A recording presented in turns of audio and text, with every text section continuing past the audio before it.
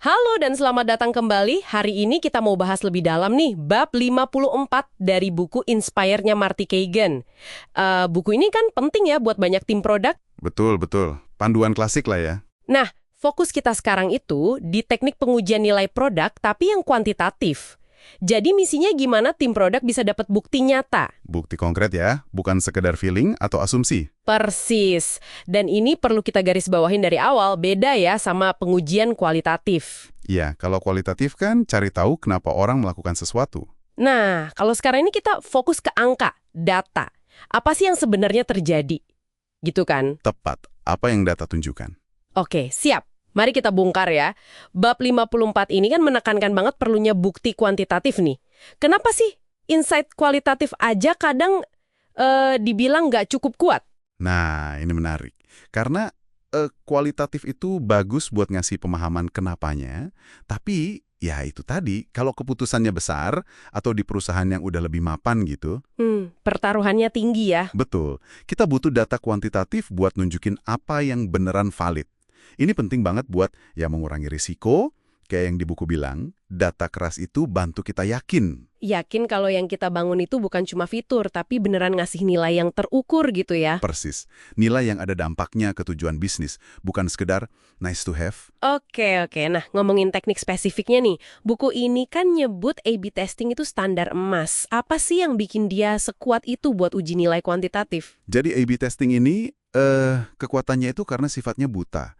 Maksudnya pengguna itu nggak sadar mereka lagi lihat versi A atau versi B. Oh, jadi perilakunya lebih natural gitu ya? Banget, karena natural, datanya jadi sangat prediktif. Bisa nebak lah kira-kira apa yang bakal terjadi kalau fitur itu dirilis beneran. Tapi ya itu, Ada tapinya. ada. Butuh pengguna yang banyak, trafiknya harus lumayan gede, biar hasil perbandingannya itu signifikan secara statistik, bisa dipercaya gitu. Oke, jadi karena buta itu prediktif, tapi syaratnya traffic harus cukup. Terus gimana dong buat tim atau produk yang trafficnya belum segede itu? Atau mungkin perusahaannya konservatif banget soal resiko? Ada alternatif lain nggak yang dibahas? Ada. Tenang aja, buku ini juga bahas kok soal invite-only testing. Invite only, maksudnya diundang gitu? Iya, betul. Jadi kita secara spesifik undang sekelompok pengguna. Bisa pelanggan setia, atau segmen tertentu lah. Mereka diajak nyobain fitur atau versi baru. Berarti mereka sadar ya kalau ini lagi percobaan? Nah, itu bedanya. Mereka sadar ini tes. Makanya, tingkat prediktifnya mungkin nggak setinggi A/B testing, karena ada efek pengamatan. Orang kalau tahu dia mati kan kadang beda perilakunya. Iya, masuk akal. Tapi tetap berguna ya? Tetap berguna banget. Terutama ya itu tadi, kalau traffic terbatas, atau kalau mau hati-hati banget jaga resiko ke brand atau pendapatan, kondisi yang sering dihadapi perusahaan besar kan gitu. Oke, menarik nih pendekatannya. Nah, selain tes langsung ke pengguna kayak AB atau invite only tadi, bab 54 ini kayaknya juga nekenin banget peran analytics ya, untuk paham nilai produk secara terus-menerus. Betul sekali. Bahkan ada warning keras soal terbang buta atau flying blind. Itu gimana maksudnya? Wah, ini krusial banget sih. Konsep terbang buta itu, ya intinya, kalau tim produk nggak pasang analytics yang benar, mereka tuh kayak nggak tahu apa-apa. Gelap aja gitu. Nggak tahu apa-apa soal apa nih? Ya soal produknya sendiri, mereka nggak tahu fiturnya dipakai nggak.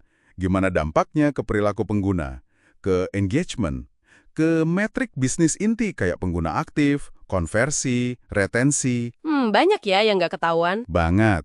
Termasuk juga dampak ke biaya operasional, bahkan kepuasan pelanggan, kayak skor NPS gitu. Tanpa data ini semua, tim ya cuma bisa nebak-nebak. Beneran kayak pilot nerbangin pesawat tanpa instrumen. Weh, serem juga ya kalau gitu. Sangat masuk akal sih, tapi ada catatan penting juga nih yang diangkat. Data kuantitatif ini nunjukin apa, tapi seringnya nggak jelasin kenapa. Tepat sekali.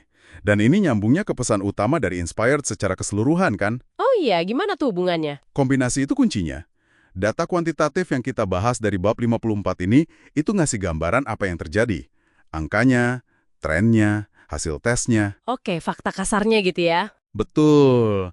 Sementara itu, teknik kualitatif yang dibahas di bab lain buku ini, kayak wawancara atau usability testing, nah itu bantu kita gali mengapa di balik angka-angka tadi. Aha, jadi saling melengkapi ya, nggak bisa pilih salah satu aja. Persis. Dua-duanya itu pasangan wajib buat bikin produk yang benar-benar berhasil. Oke, jadi kesimpulan utamanya nih ya, buat beneran yakin sebuah ide produk itu punya nilai, kita nggak bisa cuma ngandelin intuisi atau temuan kualitatif doang. Nggak cukup. Bukti kuantitatif itu esensial. Teknik kayak A/B testing, invite-only testing, sama pakai analitik secara cerdas itu jadi senjata utama tim produk. Betul. Dan satu lagi, perlu diingat juga, konteks itu penting banget. Ini juga ditekankan di buku. Konteks gimana maksudnya? Ya, kebutuhan data, kecepatan ngetes, sama toleransi risikonya itu bisa beda jauh antara startup yang masih lincah cari produk market fit sama korporasi gede yang udah harus jaga basis pelanggan dan pendapatan yang ada. Bener juga ya, nggak bisa pukul rata pendekatannya. Nggak bisa. Nah, ini jadi bawa kita ke satu pertanyaan reflektif nih buat Anda yang lagi dengerin. Seberapa sering sih tim Anda, atau Anda sendiri deh, pas evaluasi ide, itu beneran nyari dan bersandar sama bukti kuantitatif sebelum ngambil keputusan besar? Pertanyaan bagus tuh. Dan gimana Anda coba nyimbangin antara keyakinan dari data keras tentang apa yang terjadi sama pemahaman mendalam tentang mengapa hal itu terjadi? Ini kan perjalanan terus ya dalam menciptakan produk hebat.